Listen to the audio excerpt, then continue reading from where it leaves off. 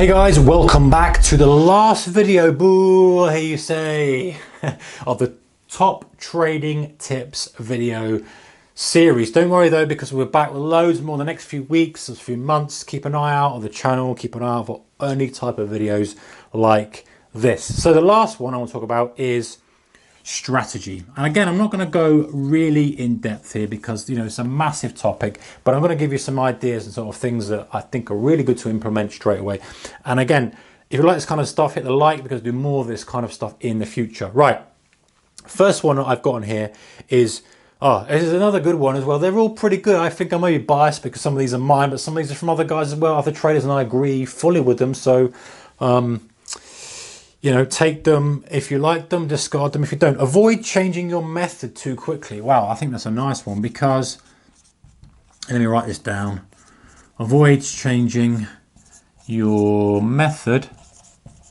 I'm not going to bother putting too quickly, but you get the idea. Right, what do I mean by that? Basically, I mean, listen, too many people, I think, flick from one strategy to the next. Like, I'm going to trade currencies. Oh, I'm going to day trade the DAX. Oh, I'm going to swing trade tech companies. Oh, I'm going to do this. I'm going to do that. And don't give themselves the option to prove that perhaps that strategy isn't right for them. So assess what you're doing first. So say to yourself, I'm going to stick it out for 3 months. I'm not going to do anything else. I'm going to use this strategy in this market for 3 months. And then I'm going to assess the conditions. Too many people, I think, do a couple of weeks of a specific trading method and go, it doesn't work, it's rubbish, nonsense, this, rah, rah, rah, and then move on to the next thing. And then again, they go, rah, this is a great thing, I want to do this, I'm now a gold trader. This is nonsense, rah, rah. And they go on and on and on, and you know this pathway, guys. And by the way, I'm not taking the mickey out of anybody, because I have been there and done that myself, and maybe you're in that same position.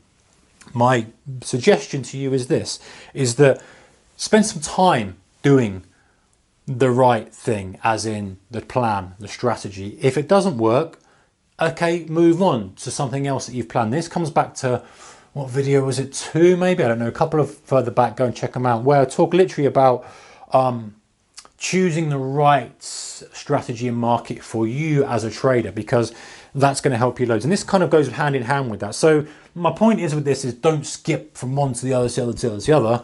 Stick it out, doesn't work, try something else by all means, but give it chance first and have a sort of reason to move on.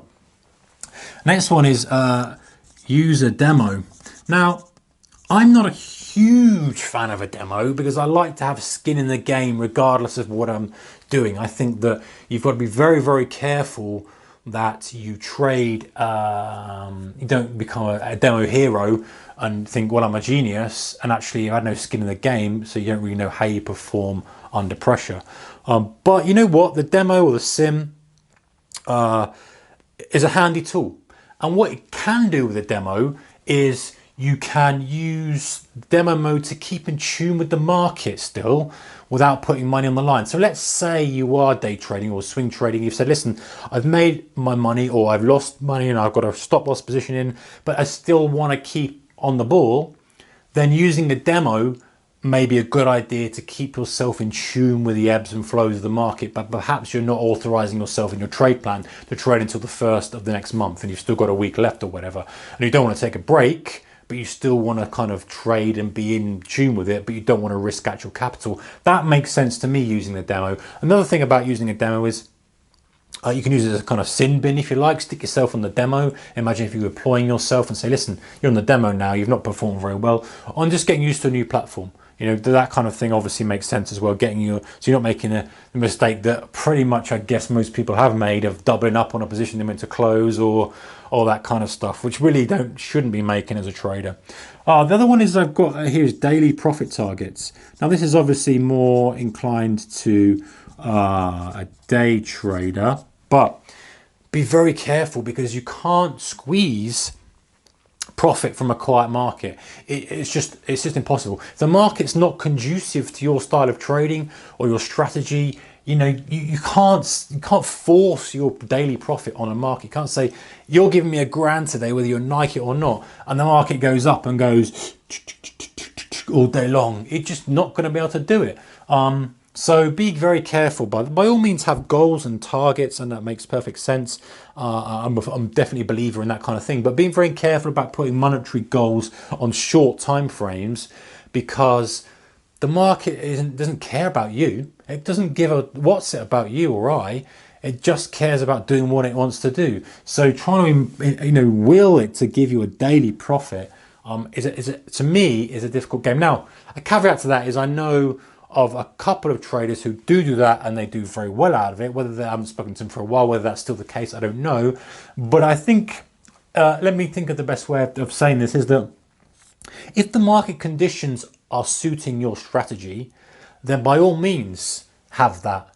But be very careful about saying this and extrapolating it out if the market conditions are changing and you've got a strategy that kind of works one day, not the next, because you'll end up trying to force stuff. And the worst thing is you're trying to push it. And the other thing is, you've seen this, as you read some of the books. In fact, if you check out the video, if it's not posted yet, I'll put it up at some point, is that there's a guy, I think his goal was 20k a day or something like that, right? I forget which video this was from. I was from Borsellino or Pitbull. Anyway, the point is, his target was 20,000 on the day. I think it was 20,000. It was a reasonable number anyway. And he got to like 19,200.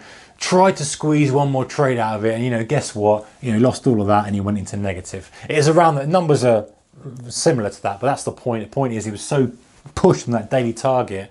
He was trying to push for something that wasn't there, and he ended up losing a massive amount. So you've got to be very, very careful with that. Another thing I've got here is treat yourself once in a while. It doesn't necessarily mean going out splashing out on a nice Lamborghini or something very expensive as such. I mean, it can do depending on what trading you're doing, but a meal or something to reward yourself, not necessarily for the financial aspect of trading, but for doing well. So say, listen, maybe you haven't made as much money as you would have liked to in the month, but you stuck to your rules. You've got a good strategy that seems to work now. You've made good progress. It's a good time to reward yourself with a meal or a drink or something larger. It doesn't matter. It doesn't matter the level you're putting out, but just that little reward to yourself. Say, you know what, you're doing the right thing there. Keep on going, keep on pushing forward, because the trouble is, if you don't give yourself that kind of reward, we're going to struggle as humans to feel as if we're doing anything right. And sometimes, just to digress slightly, we can kind of put our value as a trader on our P&L or on our account size, when in reality it doesn't really work like that. Your account may be dormant and not doing much, but you're improving so much that you're due that burst, you're due that spike in kind of account value. So that's when it comes to sticking it out. The next one I want to talk about, guys, is being quick to adapt. Right, being quick to adapt, because what do I mean by this? I mean, this is a really big topic actually, and we'll probably do another video on this. So if you like this kind of thing, let me know in the comments below as well. Help me out. Let me just cancel this. I'm trying to install something by accident here. Right. Volatility, rhythm, and conditions change. What I mean by that is a case of, listen, markets aren't static all the time. Sometimes they're volatile and they're trending. Sometimes they go quiet. So being able to adapt and change the type of trader you are is a good way. I know whether that means trading and then not trading, fine. Whether that means trading small and large, whether that means adapting the strategy or style you're using, fine. But the point is, the rhythm of the market changes. The condition of the market changes. Always be monitoring to make sure that your strategy is in tune with the market environment. And it doesn't matter if you're day trading or swing trading, it's exactly the same thing. Your job as a trader is to put your strategy, use the right strategy for the right market environment. So being aware that conditions change, they flip from side to side. And so if you're trying to force on a mean reversion strategy on a market that's really momentum driven, is trending, you're going to lose money. So understanding the ebb and flow of the market and the rhythm. Okay, another one I've got here is to expect setbacks. If you've had a big run, or if I've put setups there, I mean setbacks. Hope you can see that. My writing is not the best when I'm trying to scroll it on the board here. Anyway, point is, be ready for setbacks.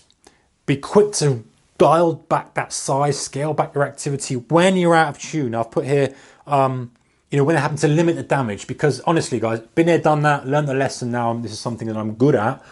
And other traders I know have to learn this to kind of be a longer term successful, is when things aren't working, and they will, you'll get to a point where you're doing very, very nicely, and then all of a sudden you go, whoa, things aren't working for me now. That's when you have to say to yourself, hang on a second, grab yourself by the collar, yank yourself back, dial back the size, dial back the positions, limit the damage. This is the big one, and I'm going to put it in red. It's the first one of red I've used for a while, but I think it's important because the very worst thing you can do, guys, is damage. The very worst thing you can do is to keep hammering away with a strategy that's not working, undo all the hard work you've done. If you've made all that money in the last month and the market conditions have changed and you're plowing away this strategy regardless, you're going to absolutely hate yourself for the fact that you've not only have you wiped out all the good month, but you've lost money again. Point is, when things aren't working, put the brakes on, back off, back off, back off, come back in when the strategy starts to be a little bit more in tune with the market conditions and that kind of stuff. So expect the setbacks, be ready for them, and more importantly, act on them. When it's not working for you, dial it back in.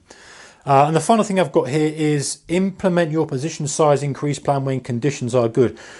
Whew. This is kind of a big topic, but let me touch on it quickly because it might resonate with you right now. And if it's something you want to hear more of, again, just let me know and we'll go more into depth of this kind of thing. What I mean by that is if you want to improve as a trader, you want to increase your position size, all that kind of stuff. Knowing when to increase your position size and knowing when to implement the plan of increasing position size, because you've got a plan for it, right? You've got to know when you're going to dial up position size. Do that only when the conditions are good. The worst thing you can do is to say, I'm not doing very well here, but I'm going to really dial up my size and make up for it. No, the best thing to do if you're dialing up size is to say, hey, I'm doing well here, but I can do better. Let me dial up the size. Let me improve it. Let me get into this a little bit more. And then I will see the improvements because I know I'm in tune with the market. My strategies are working. I'm doing well, all those kind of things. The worst thing you can do as a trader is to say, I'm struggling, but I'm going to undo that by really ramping up the size because there's obviously a reason you're struggling. So being honest with yourself, it goes back to another video we talked about that before. Okay guys, that is the final video in this little clip series. I hope you've enjoyed the top trading tips. Go and check out the previous videos if you would like to see the different things we talked about. If you have a comment and a suggestion for more things that we want to cover, more things that would make you a better trader, more things that would give you value, then leave a comment down below. And if you like this kind of video, give me that thumbs up. If you want to subscribe, it would be great. We appreciate your subscription, and the button for that is somewhere around here, somewhere in red. You'll find it, hit it, and then you'll be alerted to any videos we put out. Anyway, take care guys, good trading, and back with another video soon. Bye bye.